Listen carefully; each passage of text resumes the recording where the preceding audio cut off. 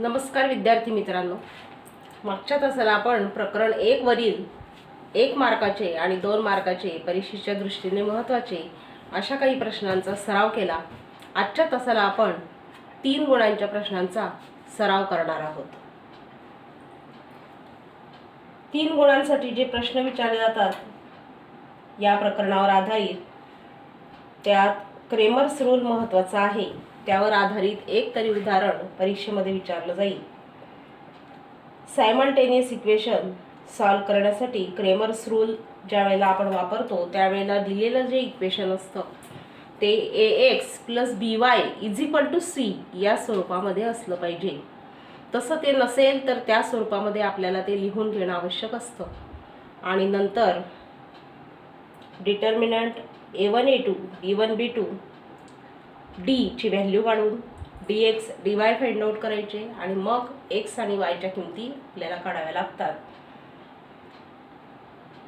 Equation दिलेलं आहे बघा 3 मार्कासाठी। हा प्रश्न परीक्षेमध्ये येऊ शकतो। पहिलं एक्झाम्पल आपण बघू। Solve the following simultaneous equation. पुढे दिलेली एक सामायिक समीकरणे क्रेमर्सच्या पद्धतीने सोडवायची आहे। पहिलं इक्वेशन आहे 6x - 3y = -10। This is first equation. Second equation is 3x + 5y + 8 = 0. This is second equation. Now observe that this second equation is not in the form ax + by = c.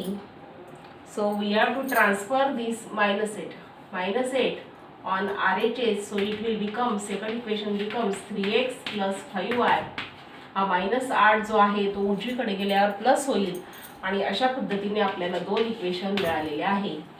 पहिल्या इक्वेशनची कंपॅरिझन a1x + b1y = c1 या इक्वेशनशी करून आपण a1 a2 आणि a1 b1 आणि c1 च्या किमती काढू। a1x म्हणजे a1 = 6, b1 = -3 आणि c1 = -10। दुसऱ्या इक्वेशन वरून a2 = 3, b2 = 5 आणि c2 = 8। आता आपण निश्चयक d ची किंमत काढू। a1 a2 आणि b1 b2 अशा पद्धतीने डिटर्मिनंट d ची किंमत काढायची आहे। a1 a2 च्या किमती लिहू 6 3, b1 b2 च्या किमती लिहू -3 5।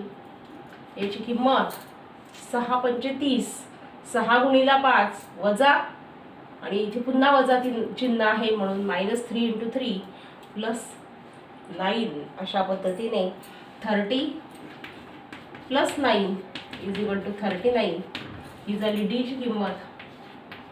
आता आपण dx काढणार। dx काढताना हा जो a1 a2 आहे तो आपण c1 c2 ने रिप्लेस करणार। So dx = c1 c2 b1 b2 -10 8 -3 5। पुन्हा या ठिकाणी dx ची किंमत काढण्यासाठी -10 × 5 -50 आणि 8 त्रिक 24।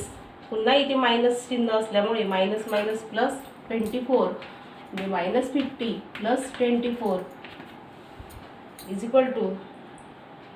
-26। 50 मधून 24 वजा करायचे। 50 मोठे असल्यामुळे त्याला ऋण चिन्ह द्यायचं। आता आपण dy ची किंमत काढू। dy मध्ये हा b1 b2 आपण c1 c2 ने रिप्लेस करायचा आहे। a1 a2 c1 c2, a1 a2 च्या किमती 6 3 आणि c1 c2 च्या किमती टाकायच्या आहेत -10 आणि 8। पुन्हा क्रॉस मल्टिप्लिकेशन करायचं आहे। 6 × 8 मायनस चिन्ह इथे पुन्हा असल्यामुळे मायनस मायनस प्लस 10 × 3 30 आणि +78 अशा पद्धतीने dy ची किंमत मिळालेली आहे। आता dx dy आणि d वरून आपण x आणि y च्या किमती काढणार. x dx upon d -26/39. 13 ने भाग जातो इथे. 13 दुने 26 आणि 13 तरी 39. y ची किंमत dy अपॉन d, dy ची किंमत काढली आपण 78 आणि d ची किंमत आहे 39. इथे पुन्हा 13 ने भाग जातोय. 13 किंवा 39 ने भाग दिला तर 39 दुने 78 आणि आपल्याला y ची किंमत 2 अशी मिळालेली आहे. अशा पद्धतीने क्रेमर्स रूल वापरून आपण x आणि y च्या किमती -2/3 आणि 2 या मिळवलेल्या आहेत.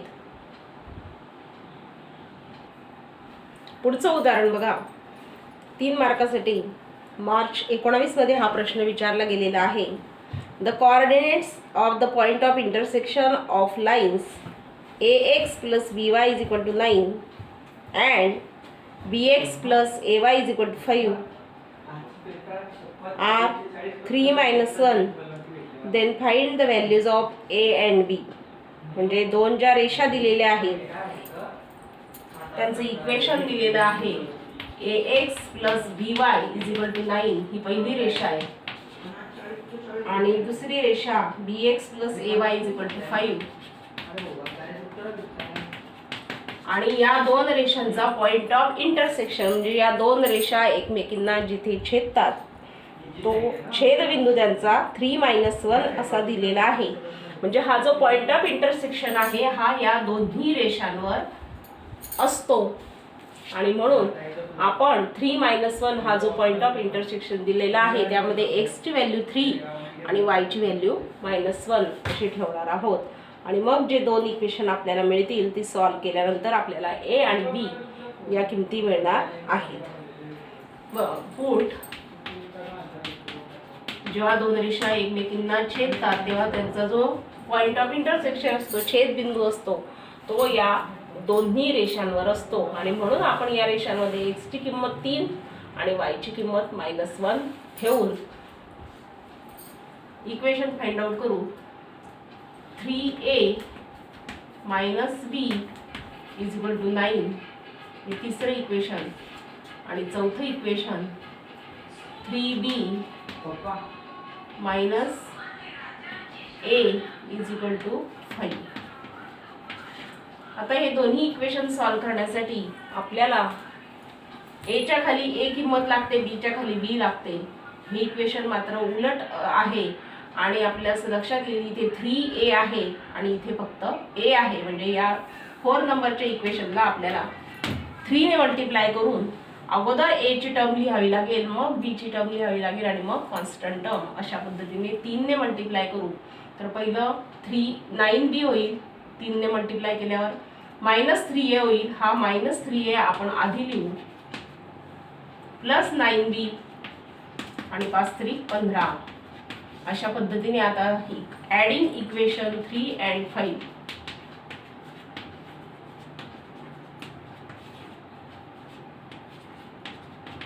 या दोन इक्वेशनची वजाबाकी करू, बेरीज करू सॉरी. एका खाली 1 आणि a च्या खाली a आणि b च्या खाली b अशा त्या टर्म्स आपण लिहून घेणार आहोत. इथे 3a आणि हा -3a असल्यामुळे हा कट होईल. -b + 9b हा होईल 8b आणि 15 आणि 9 होतील 24 आणि म्हणून b = 24/8. 8 ने भाग जातोय. 8 3 24. आता आपल्याला a ची किंमत काढण्यासाठी पुट b = 3 इन इक्वेशन कोणत्याही एका इक्वेशन मध्ये टाका. आपण 3rd नंबरच्या इक्वेशन मध्ये b ची किंमत 3 टाकू. मग आपल्याला तिसरे इक्वेशन मिळेल 3a - 3 = 9. 3a = 9 + 3 हा -3 या बाजूला जाईल आणि 3a = 12 आणि a = 12/3 म्हणजे a ची किंमत आपल्याला 4 मिळेल. आणि अशा पद्धतीने a आणि b च्या किमती आपल्याला या ठिकाणी विचारलेल्या आहेत आणि त्या आपण फाइंड आउट केल्या. ए इज इक्वल टू 4 आणि बी इज इक्वल टू 3. अशा पद्धतीने 3 मार्काचे जे प्रश्न परीक्षेमध्ये येतात ते पायरी पायरीने जर सोडवले तर प्रत्येक स्टेपला आपल्याला या ठिकाणी अर्धा अर्धा गुण आणि अशा पद्धतीने पूर्ण गणिताला आपल्याला 3 गुण मिळणार आहेत. किंवा हेच उदाहरण जर रिकाम्या जागा कृतीपत्रिका जर आपल्याला आली तर त्या ठिकाणी ज्या फिल इन द ब्लँक्स असतील तेवढ्या ब्लँक्स भरून आपल्याला स्टेप वाईज हे उदाहरण सोडवायचं असेल. प्रत्येक बॉक्सला त्या ठिकाणी रिकाम्या बॉक्सला चौकटीला अर्धा गुण असतो आणि त्यामुळे प्रत्येक चौकट व्यवस्थितरित्या सोडवून उदाहरण सोडवून भरवायचे आहे. त्यामुळे अशा पद्धतीचं उदाहरण जर आलं तर आपल्याला 3 गुण त्या प्रश्नाला मिळणार आहेत. कॅल्क्युलेशन काही असतील तर ते या बाजूला समास आखून उजवीकडे जरी कॅल्क्युलेशन आपण केले तरी चालतात किंवा शेवटच्या पेजवर उत्तरपत्रिकेच्या शेवटच्या पेजवर जरी आपण कॅल्क्युलेशन केले तरी चालतात. आणि म्हणून व्यवस्थित स्टेप वाईज उदाहरण सोडवण्याला मार्क असतात. त्यामुळे प्रत्येक स्टेप महत्त्वाची असते.